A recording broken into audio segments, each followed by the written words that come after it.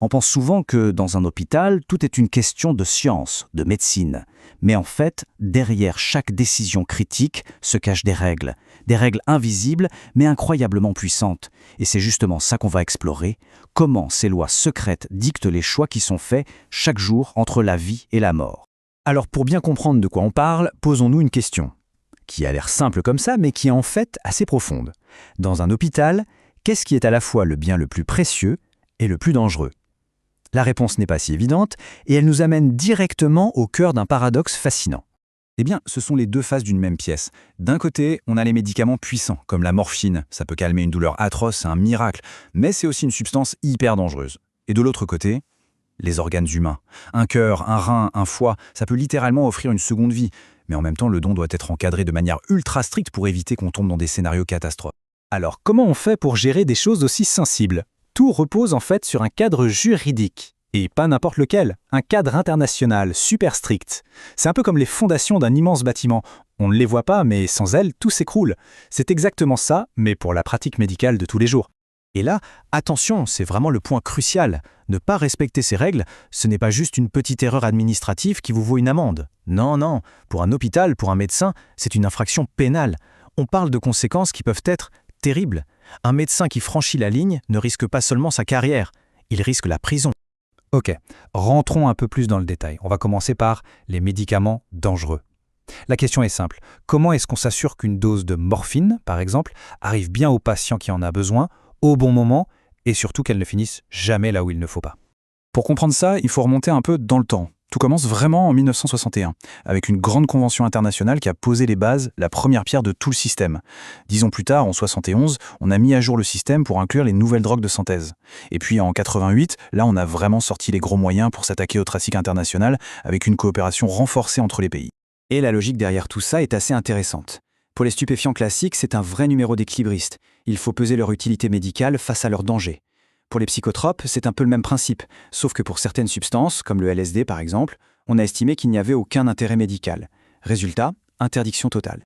Mais alors, concrètement, qu'est-ce que ça veut dire dans un hôpital au quotidien ? Eh bien, le parcours d'un de ces médicaments, c'est un vrai parcours du combattant ultra sécurisé. Depuis la commande, qui ne peut se faire qu'auprès de fournisseurs agréés, jusqu'à la destruction des restes, absolument rien n'est laissé au hasard. Chaque étape est une sorte de checkpoint, une barrière pour empêcher le moindre dérapage. Prenons un exemple concret, celui de la Belgique. Là-bas, ils ont un système qui s'appelle Narcoreg. C'est simple, chaque ampoule de produit contrôlé est suivie à la trace électroniquement depuis son arrivée à la pharmacie de l'hôpital jusqu'à ce qu'elle soit administrée au patient. C'est une traçabilité totale. Et c'est sans doute la meilleure arme qu'on ait contre les vols, les détournements et le marché noir.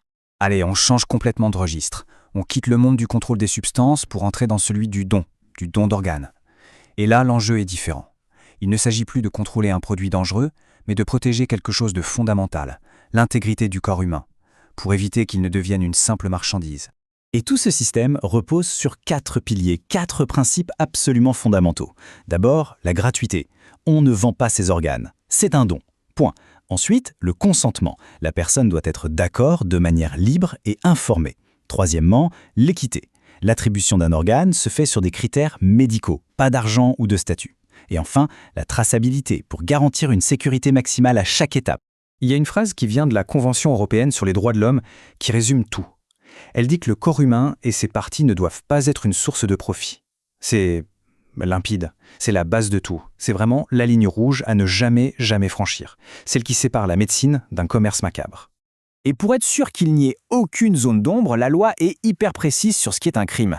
Par exemple, ce n'est pas seulement la personne qui prélève illégalement l'organe qui est coupable. Celui qui sert d'intermédiaire, qui met en contact un donneur dans le besoin avec un receveur fortuné, lui aussi commet un crime.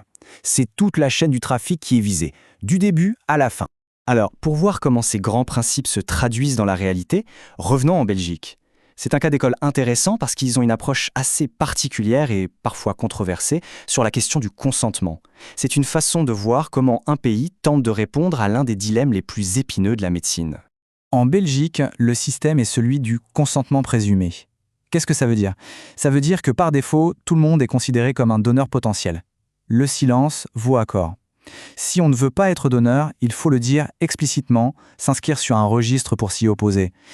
C'est un système qui fait débat, évidemment, sur la question du choix individuel, mais force est de constater qu'il a permis d'augmenter significativement le nombre de greffes. Et pour le principe d'équité, il y a un exemple formidable, Eurotransplant. La Belgique ne joue pas solo, elle fait partie d'un réseau de 8 pays. Concrètement, ça veut dire qu'un cœur prélevé à Liège peut très bien partir pour Amsterdam quelques heures plus tard, pour sauver quelqu'un qui est en tête de la liste d'attente européenne. La nationalité ne compte pas. Ce qui compte, c'est l'urgence et la compatibilité. C'est la solidarité européenne en action. Bon, on a vu beaucoup de règles, de conventions, on pourrait se dire que c'est bien compliqué tout ça. Mais alors, pourquoi c'est si important? Eh bien tout simplement parce que ce cadre, c'est le garde-fou. C'est ce qui fait la différence entre un miracle de la médecine et un acte criminel. Sans ces règles, la frontière serait bien floue. Un chiffre pour illustrer ça, 30 ans. 30 ans, c'est la durée minimale pendant laquelle toutes les données d'une transplantation doivent être conservées. C'est énorme. C'est une garantie absolue de traçabilité. Ça veut dire que s'il y a le moindre problème, même des dizaines d'années après, on peut tout retracer, tout vérifier. La sécurité avant tout. Et si jamais quelqu'un s'avise de ne pas jouer le jeu, les conséquences sont dramatiques. On ne parle pas d'un avertissement. Pour les individus impliqués, c'est la prison. Pour un hôpital, ça peut aller jusqu'au retrait pur et simple de sa licence d'exploitation. C'est la fin de l'activité. Les enjeux sont tout simplement colossaux. Tout ça nous amène à une dernière réflexion. La médecine avance à une vitesse folle, elle nous promet des choses incroyables pour l'avenir. Mais chaque avancée amène son lot de nouvelles questions éthiques. Les lois qu'on imagine aujourd'hui, ce sont elles qui garantiront que la médecine de demain restera humaine. La question qui reste posée, c'est: serons-nous collectivement à la hauteur de cette responsabilité ?